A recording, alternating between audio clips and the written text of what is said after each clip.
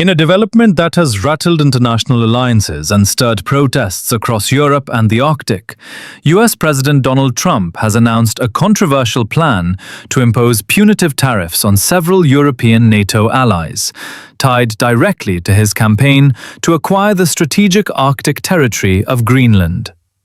On Saturday, Trump declared that beginning February 1st, 2026, the United States will impose a 10% tariff on imports from 8 European nations: Denmark, Norway, Sweden, France, Germany, the United Kingdom, the Netherlands, and Finland, all members of the North Atlantic Treaty Organization. He further stated that this tariff would rise to 25% on June 1st and remain in place until such time as a deal is reached for the complete and total purchase of Greenland.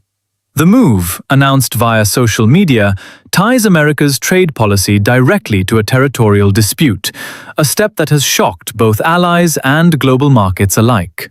While Trump framed the decision as a necessary measure to protect US national security interests, it has unleashed a wave of diplomatic condemnation across the Atlantic.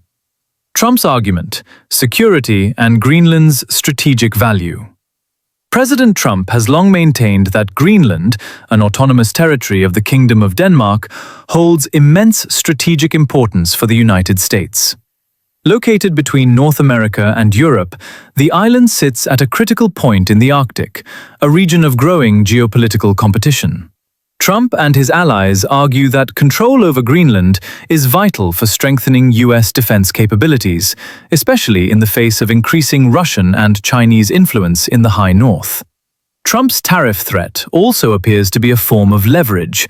By hitting allied economies financially, he hopes to force Denmark and its partners into negotiations over a potential transfer of Greenland to US control, a demand that has already been categorically rejected by Danish and Greenlandic leaders. Unified European backlash. The response from Europe has been swift and emphatic. In a rare show of unity, the 8 targeted nations issued a joint statement condemning the tariff threat as a dangerous downward spiral that risks undermining decades of transatlantic cooperation.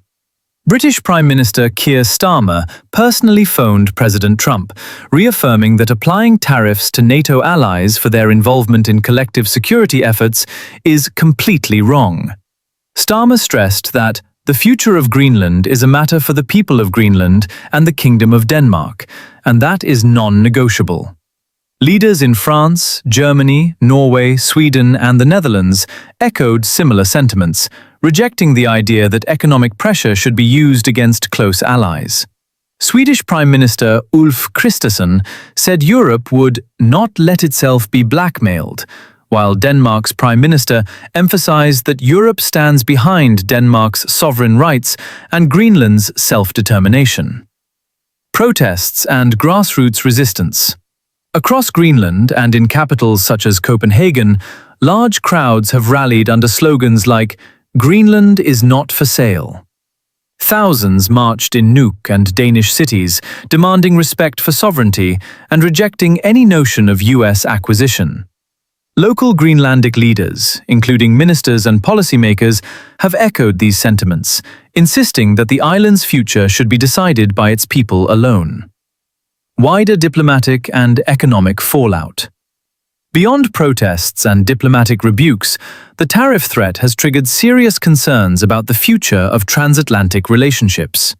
European officials warn that trade tensions may now spill into broader economic conflict, potentially stalling or even collapsing recent UK, US, and EU-US trade agreements that have been years in the making.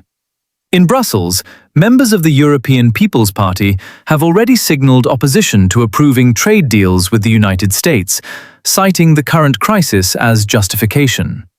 Some European governments are also considering countermeasures, including invoking the EU's anti-coercion instrument, a legal tool designed to defend against unfair external pressure, which could target US business interests if the tariff dispute escalates.